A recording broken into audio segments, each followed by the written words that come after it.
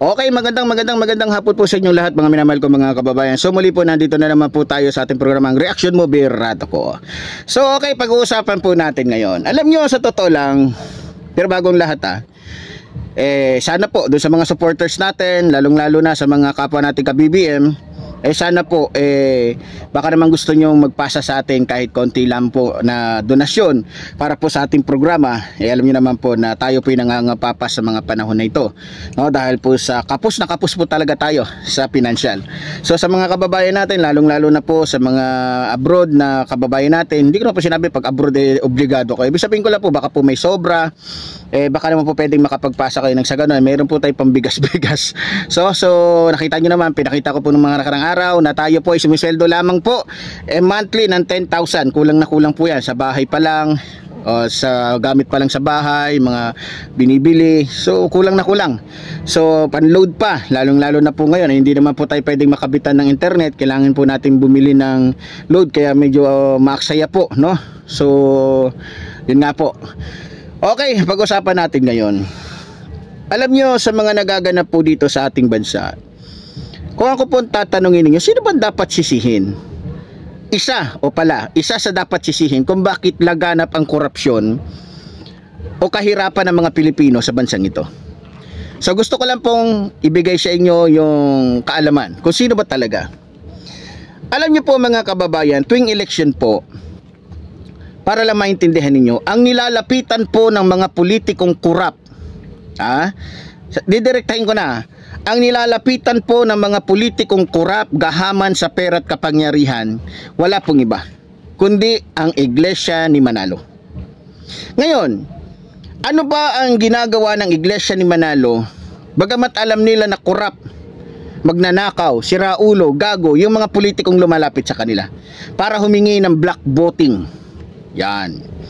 So marahil siguro natural hindi nila sasabihin na bibigyan sila ng milyon-milyon na mga politiko kapalit ng kanilang black voting. Hindi nila sasabihin yon kasi magiging malaking kasiraan po yun sa kanila. Pero alam naman po natin, hindi lang naman po 1 beses, 20 beses, 30 beses, 100 beses na nasasangkot po ang kultong reliyon na to tungkol po sa katiwalian. Sa katunayan, dahil po sa katiwalian, kahayupan, katarantaduhan, kademonyohan sa pagiging mamamatay tao ng Iglesia ni Manalo o ng kultong ito, madalas po silang mapapanood sa telebisyon. I-search nyo po sa YouTube, kahit saan, makikita nyo yung katiwalian nila. Nagpapapatay ng mga pare, nagpapapatay ng kung sino-sino, kahit joke lang, pinapapatay nila yan. Ganun po katindi yung kultong ito na masasabi nating parang isang triad na ginagamit lamang na pampront nila yung Iglesia kuno ni Kristo. Pero yung mga membro nila ay ginagamit nila sa kanilang pagpapayaman sa pamamagitan po ng black voting. Ngayon, meron po silang doktrina na itinuturo at talagang sinisiksik sa isipan ng kanilang mga membro na hindi nila binibigyan ng pagkakataon na makapagbasa ng Biblia kung totoo ba ito o hindi, kung ito ba ay nasa Biblia o wala. Yan po sinisiksik nila na kung ano ang gusto ng pamunuan ng Iglesia ni Manalo, yun ang masusunod kahit pa yung kanilang karapatang bumoto. So inaalisan sila ng karapatan dahil ang gusto po ng pamunuan ng Iglesia ni Manalo, sila ang masusunod, no? So ngayon, bumalik tayo sa mga politikong kurap. Kapag lumapit po lahat ng mga politikong kurap sa kanila, kahit yan ay politikong kurap, no? Pagbibigyan po nila yan. Susuportahan po nila yan. Sa paanong paraan? Anong kapalit? Simple lang. Kagaya na lang po ng halimbawa ng gobernur, congressman sa Sparting Samar. Yan, mga mga Chinese po yan. Bagamat sila yung mga Chinese, ba't po sila nananalo? Maliban sa ginagamitan po nila ng pera yung mga Pilipino, kapwa natin Pilipino sa lugar na yan, na binibili nila nagkakahalaga ng 15,000, 20,000 kada isa. Ang ginagawa po ng mga politikong ito, lumalapit po itong mga itong magkakapatid, pamilya lang po ito lumalapit po sila sa Iglesia ni Manalo. So dahil gobernador siya, malawak ang lahat na halos ng lungsod, barangay yata ay meron ng iglesia ni Manalo. Yun ang nilalapitan niya. Lumalapit siya sa parang district central, no, ng iglesia ni Manalo. So ngayon, bibigyan niya ito ng pera. Kung di ako nagkakamali, itong katatapos lang na eleksyon, yung governor, yung congressman, pati yung mga mayor dyan, nakaalyado niya, ang pinakamaliit na naging pera ng district ng iglesia ni Manalo dyan, kung di ako nagkakamali, ay umaabot po sa, kung di ako nagkakamali, nasa 900 million pesos. So malaking bagay. Yung 900 million pesos na yan, makakapagpatayo po sila ng maraming mga gusali o simbahan nila na nagagandahan. Dahil po sa laki ng pera na yan. At dahil sa laki ng pera na yan, marami po silang masisilaw, maloloko, no? Dahil alam naman natin ng mga Pilipino, pag maganda yung simbahan, kahit mali yung turo, papasok. Kahit wala sa Biblia, yung turo, papasok. No? Dahil alam naman natin, karamihan sa mga Pilipino, materialistic. So dyan sa paraan na yan, kinukuha nila yung mga Pilipino. Tapos, aalukin nila na kung ano, kikwentuhan nila na kapag nandito ka, protektado ka, kapag iglesia ka ni Kristo, walang gagalaw sa'yo dahil kuyog tayo, nangunguyog tayo, pumapatay tayo, marami tayong judge, marami tayong pulis, etc. etc. So iinganyohin nila yung ating mga kababayan sa ganung pamamaraan. No? So mabalik tayo doon sa binigay po ng mga politiko. So yan. So ngayon, dahil gumastos, halimbawa si Gobernador Tan, gumastos ng 500 million. Ngayon, sa tingin nyo ba, hindi yan babawiin ni Gobernador Tan? Babawiin po niya yan. Kaya tignan nyo yung lugar ng Samar. Oo, titigil na ako sa programang ito. Pagka sinabi ng mga taga-Samar na hindi totoo yan. Ha? Pero sisiguraduhin ko sa inyo, kung meron man magsasabing hindi totoo yan, mas maraming magsasabi na totoo ang sinasabi ko. Ilang dekada na. Ha? Ilang dekada na namumuno ang mga inchik, mga Chinese na yan, dyan sa Samar. Sa Katbalogan, sa Kalbayog. May nagbago ba? Wala. Tignan nyo yung kalsada. Tignan nyo yung mga baryo. May nagbago ba? Wala. Dahil, imbis na yung mga proyekto ay ilatag sa distrito ni Congressman Tan, ay napupunta po sa kanyang bulsa. Nag-iipon siya para sa susunod na eleksyon, hindi siya kapusin sa pamimili ng boto. So ngayon, sino ang kawawa? Tayong mga Pilipino. Yung mga hindi iglesia ni Kristo kawawa. Pati yung mga membro ng iglesia ni Kristo kawawa. Bakit? ang kumikita lang dyan yung pamunuan ng iglesia ni Manalo eh. Sa totoo lang, ang nabibinipisyohan lang dito yung iglesia ni Manalo na every 3 years nakakapagpadami ng napakaraming simbahan dahil sa pera ng mga politiko. Kaya nga, kung akong tatanungin ninyo, dapat nabuwagin, sirain, wasakin. Kung ako sa inyo, dapat lahat ng mga simbahan ng iglesia ni Manalo, sunugin na yan. Wasakin yan. Kung akong tatanungin ninyo, yan ang gagawin ko. Kung meron lang akong kakayahan. Pero buti na lang wala. Pero ganun pa man, dapat imbestigahan po yan. Dapat isa sa panagutin ay yung iglesia ni Manalo na kung saan nagiging kasangkapan o nagiging dahilan kung bakit dumadami lalo yung mga magnanakaw na politiko. Kagaya ng Sara Duterte.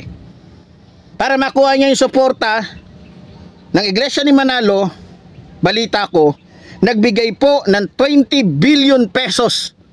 Ito pong si Sara Duterte para lang lagi makuha yung buong suporta ng iglesia ni Manalo.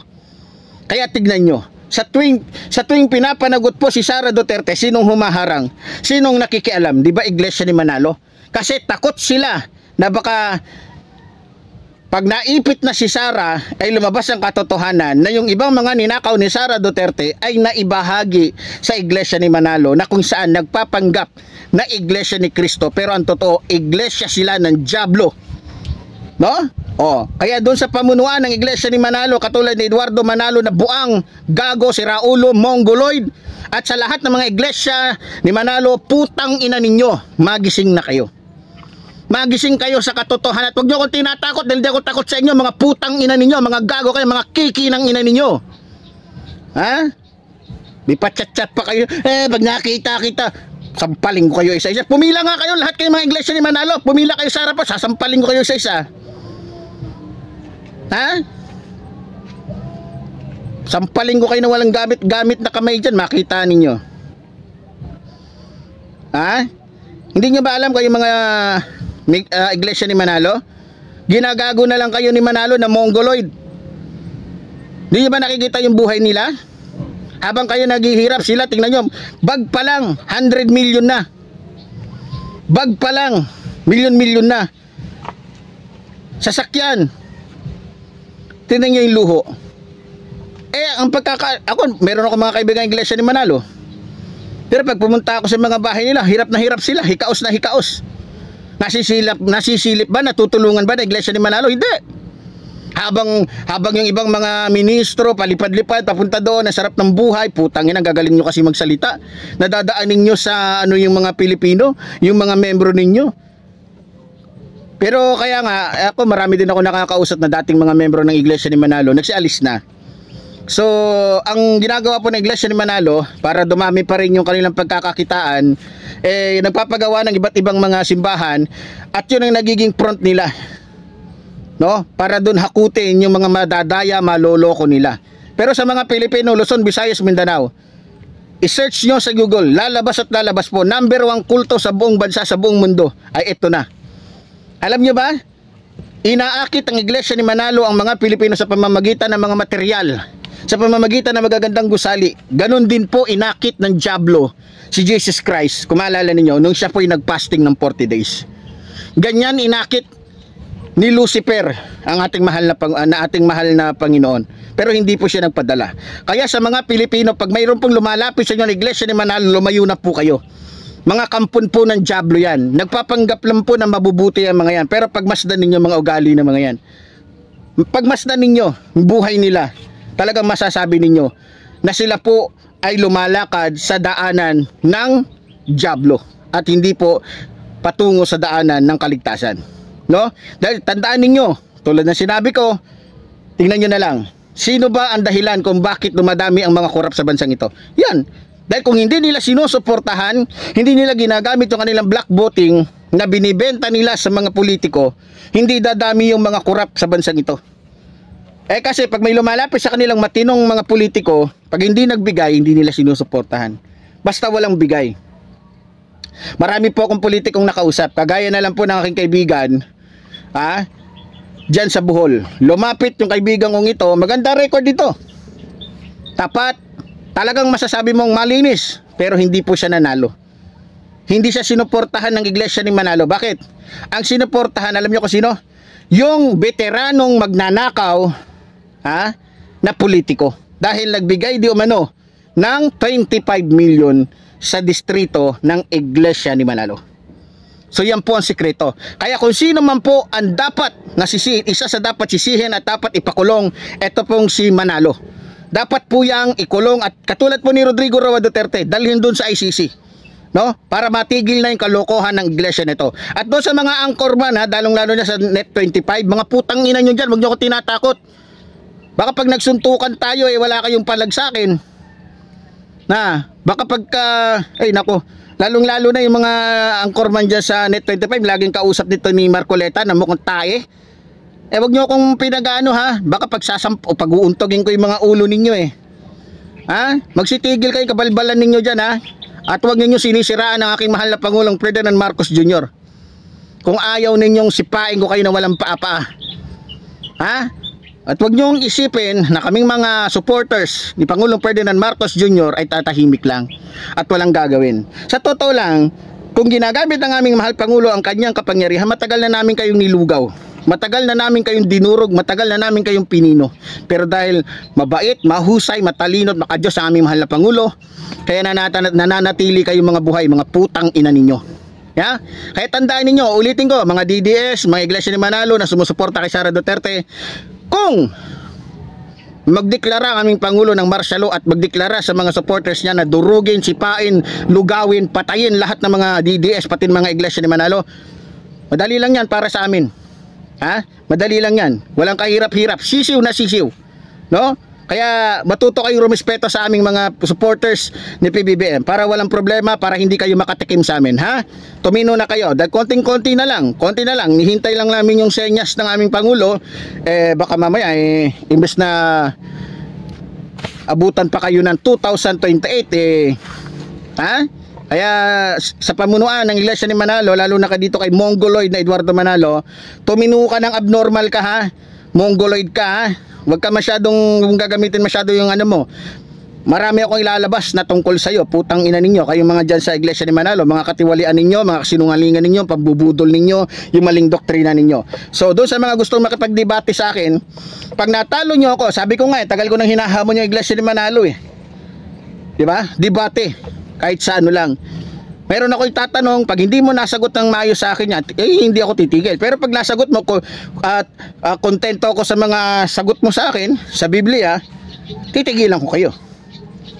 Hanggat walang lumalaban sa akin, totoong ministro, kasi gusto ko ipamukha sa inyo, sasampalin ko sa katotohanan yung mga ministro na yan. Kung kaya nila yung ibang mga pastor, pero sa akin sisiguraduhin ko. Mukhang teka lang, mukhang kinagat ako ng ng Iglesia ni Manalo. Sorry. Nang lamok pala. Okay, sa mga kababayan natin, sumuli po. Tulad na po rin sinasabi ng lingkod, mabuhay pa ating inabayan, mabuhay pa nagmamahal sa ating nabayan. Maraming salamat po.